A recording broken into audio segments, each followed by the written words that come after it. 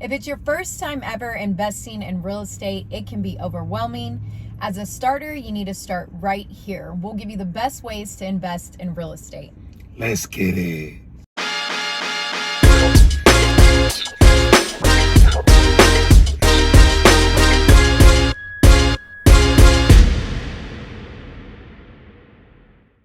Welcome back to the Real Rides with Views and Vibes. Episode 2 is going to be a good one. We're going to dive into some real life investments that we're doing currently today.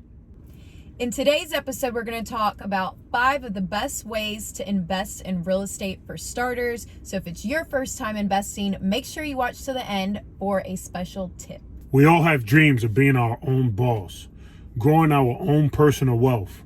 There is power in ownership.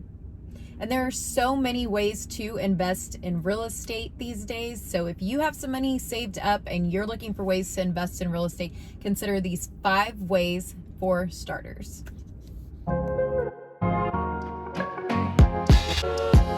Number 1, rental properties. Rental properties are one of my favorites. Today I have properties in the Dallas market, Houston, and Orlando market as well. I think rental properties could be a tremendous benefit because you get that mailbox money, you get that passive income.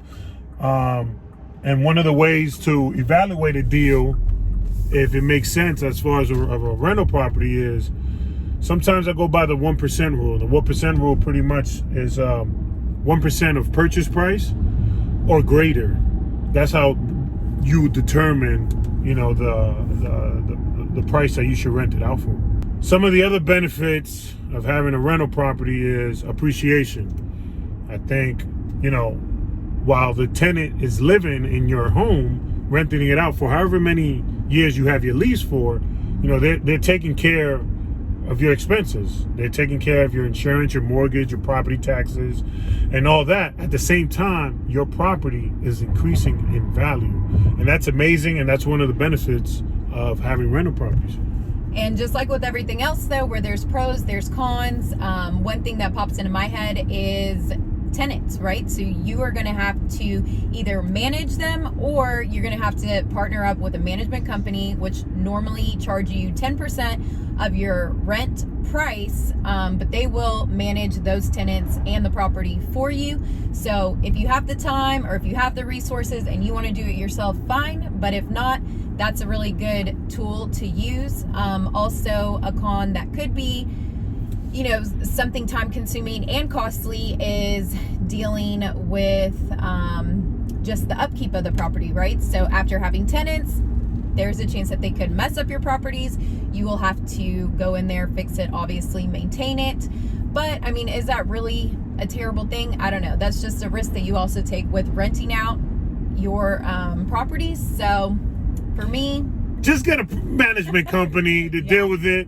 And it takes a headache. I think it's a great investment. You're paying 10% of the rent. Just get a management company and they'll get rid of the headaches for you. Number 2, house hacking. House hacking is a great way to invest in real estate, because what you do is you buy a property, whether it's a condo, apartment, townhome, and whether let's say or a single family home, and let's say the 3-bedroom, 4-bedroom, whatever it is, you pretty much have roommates and you rent out those rooms specifically to those tenants, and they take care of your expenses, and you pretty much live rent-free or you live mortgage-free. And again, with anything, there's cons. For me, the only con for that is you're living with a basically in your home. Doesn't necessarily have to be a stranger. It could be somebody you know, but you have to just be sharing your household with other people. Yeah. Number 3, flipping properties. Flipping properties is something that we've been doing for a number of years now. It can be extremely rewarding, but you got to know what you're doing. If you don't know what you're doing, it can cost you. This is where you got to have a good team, got to run your numbers and budget. And this is something where when you're going out and getting bids for things, make sure you get multiple bids and do your homework and make sure it stays within the budget. That's the key. Stay within the budget. I mean, and it can be very profitable, it can be very successful, but it's also very risky. Flipping properties is risky. Don't let anyone tell you any different. If you don't know what you're doing, if you're not knowledgeable about the area in which you're trying to flip the houses, if you don't know kind of like the small ins and outs of a house and what things cost, you can easily get taken advantage of by general contractors and by anyone coming out to give you bids. So takes a little bit more knowledge to do that. Always look for the main big ticket items, because those will end up costing you in the end. And also, keep in mind, your budget needs to have room for unforeseens. And we've yet to do a property where something has not come up. And whether that's $2,000 to $5,000, it could be a big hit if you're not anticipating it and if you have not budgeted it for it. So that could be a real clear line of either being successful in flipping a property or falling short. Number 4, real estate investment trust. Pretty much what that means is similar to the stock market. You're investing in real estate. You're investing in a corporation that basically has all control of how they fund whatever project that they do. And one of the pros about that is it alleviates all the headaches. It alleviates hiring the general contractor. Pretty much alleviates doing all the work, putting all the time into finding a property or whatnot. These corporations pretty much just use your money, use your investment to fund their projects. I mean, and you just said it right there, though. The cons about this is that you have no control.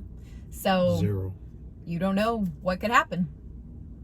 Number 5, online real estate crowdfunding. Real estate investing platforms are for those that want to join others in investing in bigger commercial or residential deals. Crowdfunding is relatively a new way to invest in real estate, and it's something where we're still learning, but it's growing rapidly. It still requires investing capital, although much less than what is required to purchase a property outright. You can diversify your investment with not much money, starting at $500. Fundraising is a good one. It allows you to invest in a basket of real properties. Consider it as an ETF, like in the stock market. I mean, there are pretty cool crowdfunding companies like Realty Mogul and Crowded Streets.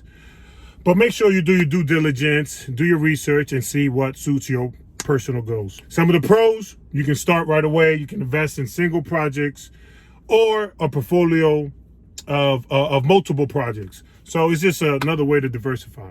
And like with anything, the cons, so management fees can be really high, and it tends to not easily convert into cash since your money is locked up for a longer period of time. So there you have it, guys, the 5 best ways to invest in real estate as a starter or a beginner. And bottom line, whether you're a real estate investor looking to use properties to generate rental income, or you're waiting for the right flip opportunity to come, there is a profit and potential in real estate, whether the overall market is up or it's down. All right, guys, I hope you got some value out of this video today. Hit that like button and make sure you leave us feedback in the comments. We'll be sure to respond back to you guys. Also, make sure you hit the subscribe button and follow us on Instagram. Wait, hold up. You're not going to give them the bonus one? My bad, guys. I have got you. Bonus for today is go get a vacation rental home. A vacation rental home is different than a long-term property in a few key ways. On the positive side, you may be able to use that property when it's not occupied. However, again, with everything, there is a con, and marketing and managing a vacation rental property is much more hands-on, much more involvement than you probably think. So considering hiring a property management company that will do it for you. But that's it. That's what I got for you guys. All right. Let's wrap it up. We're done. We out. Yeah.